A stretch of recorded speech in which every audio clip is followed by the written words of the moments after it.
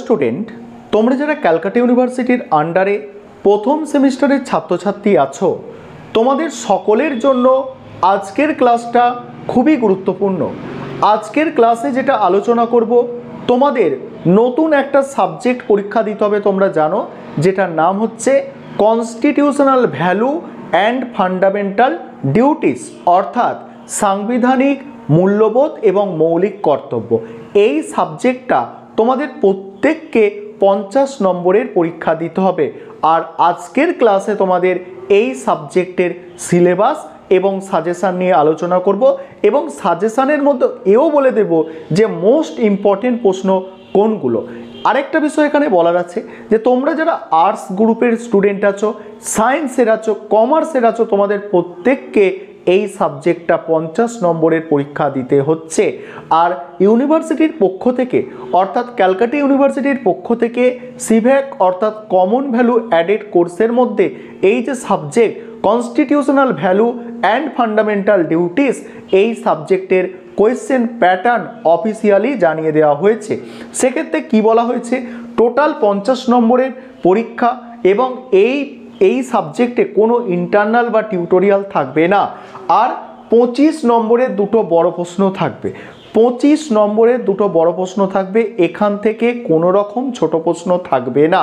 এবং ইউনিভার্সিটিতে এও জানিয়ে দেওয়া হয়েছে যে ওয়ার্ড লিমিট থাকবে এক একটা প্রশ্নের অ্যান্সারের জন্য 400 শব্দ, অর্থাৎ 400 ওয়ার্ডের মধ্যে লিখতে হবে।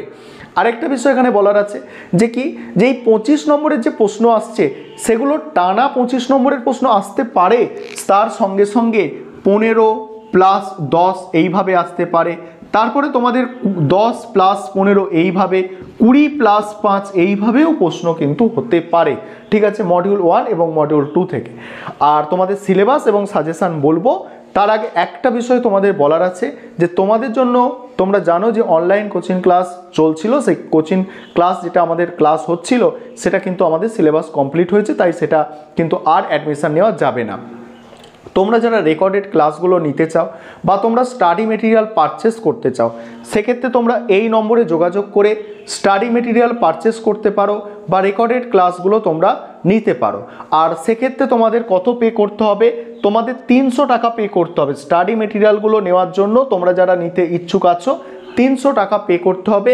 সেক্ষেত্রে তোমরা যারা ইংলিশ ভার্সানের আছো, তোমাদের ইংলিশ ভার্সানের স্টাডি মেটেরিয়াল নিতে পারো।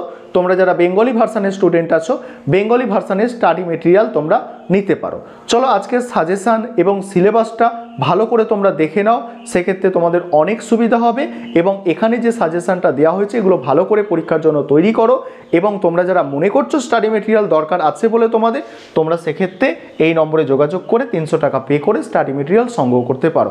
অন্যথায় এই প্রশ্নগুলো তোমরা রেডি করো, তাহলে কিন্তু অবশ্যই কমন পাবে এবং ভালো নম্বরও তোমাদের আসবে। এবারে তোমরা অধ্যায় ভিত্তিক সাজেশানটা দেখে নাও।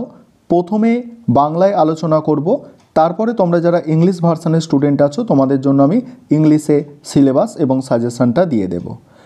প্রথমেই দেখো মডিউল 1। মডিউল 1-এ 1 নম্বর যে অধ্যায় আছে, 1 নম্বর অধ্যায়ের নাম হচ্ছে the constitution of India and কনস্টিটিউশনালিজম, অর্থাৎ ভারতের সংবিধান এবং সংবিধানবাদ বা সাংবিধানিকতা বলা হয়। এখানে বলা হচ্ছে কনস্টিটিউশনাল ভ্যালুস, যেমন জাস্টিস আছে, লিবার্টি আছে, ইকুয়ালিটি আছে, ফ্রাটার্নিটি আছে, অর্থাৎ ন্যায়, স্বাধীনতা, সাম্য আর ভ্রাতৃত্ব। এই 1 নম্বর অধ্যায় থেকে আমি তোমাদের 4টে প্রশ্ন দিয়েছি। দেখো, এক হচ্ছে ভারতের সংবিধান এবং সাংবিধানিকতা সম্পর্কে আলোচনা করো।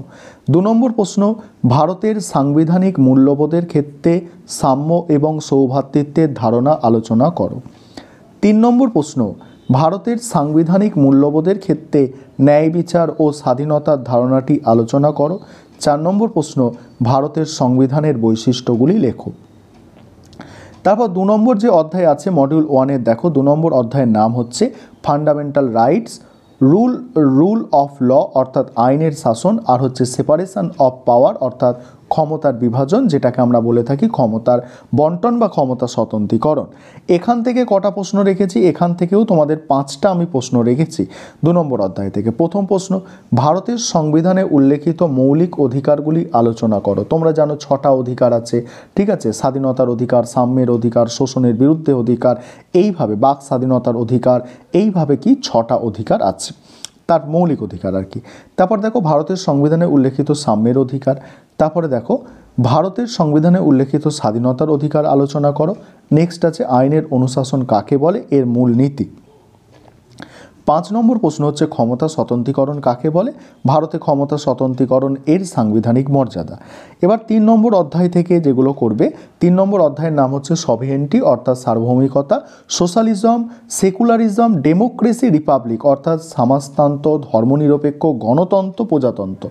এখান থেকে যে প্রশ্ন করবে দেখো 1 নম্বর প্রশ্ন, ভারতের সংবিধানে উল্লেখিত সার্বভৌমিকতা ও সমাজতন্ত্রের অর্থ লেখো। দ্বিতীয় প্রশ্ন দেখো, দ্বিতীয় প্রশ্ন আছে ভারতের সংবিধানে উল্লেখিত ধর্মনিরপেক্ষতা, গণতন্ত্র ও প্রজাতন্ত্র সম্পর্কে লেখো।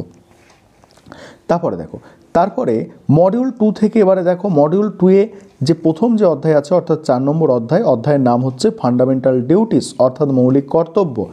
ইমার্জিন মানে উৎস, ভ্যালুস অ্যান্ড সিগনিফিকেন্স অর্থাৎ মূল্য এবং তাৎপর্য। এখান থেকে একটা প্রশ্ন করতে হবে, মৌলিক কর্তব্যগুলি আলোচনা করো। তারপরে দেখো আর্টিকেল 51A, এখানে যে প্রশ্নটা তোমাদের করতে হবে এটা হচ্ছে ভারতের সংবিধানের 51 ক নম্বর ধারায় উল্লেখিত মৌলিক কর্তব্য আলোচনা করো। তারপর 6 নম্বর যে অধ্যায় আছে তোমাদের, শেষ অধ্যায়, মৌলিক কর্তব্যের আইনি মর্যাদা আর সীমাবদ্ধতা। এখান থেকে দুটো প্রশ্ন, মৌলিক কর্তব্যের আইনি মর্যাদা লেখো আর মৌলিক কর্তব্যের সীমাবদ্ধতাগুলি লেখো। এবার তোমরা যারা ইংলিশ ভার্সনের স্টুডেন্ট আছো তোমরা দেখো, এবার তোমরা যারা ইংলিশ ভার্সনের স্টুডেন্ট আছো তোমরা দেখে নাও 1 নম্বর যে মডিউল 1 থেকে 1 নম্বর যে অধ্যায় আছে, 1 নম্বর অধ্যায় থেকে দেখো 4টে প্রশ্ন আছে। এই 4টে প্রশ্ন তোমাদের 1 নম্বর অধ্যায় থেকে তৈরি করতে হবে। 2 নম্বর যে অধ্যায় আছে ফান্ডামেন্টাল রাইটের যে অধ্যায়, এখান থেকে তোমাদের 5টা প্রশ্ন আছে। তারপর 3 নম্বর অধ্যায় থেকে 2টো প্রশ্ন আছে। তারপরে দেখো, তারপরে মডিউল 2-এ হচ্ছে 4 নম্বর যে অধ্যায়, সেখান থেকে একটা প্রশ্ন, 5 নম্বর অধ্যায় থেকে একটা প্রশ্ন এবং 6 নম্বর অধ্যায় থেকে আছে 2টো প্রশ্ন। এই হচ্ছে তোমাদের সিলেবাস এবং সাজেশান।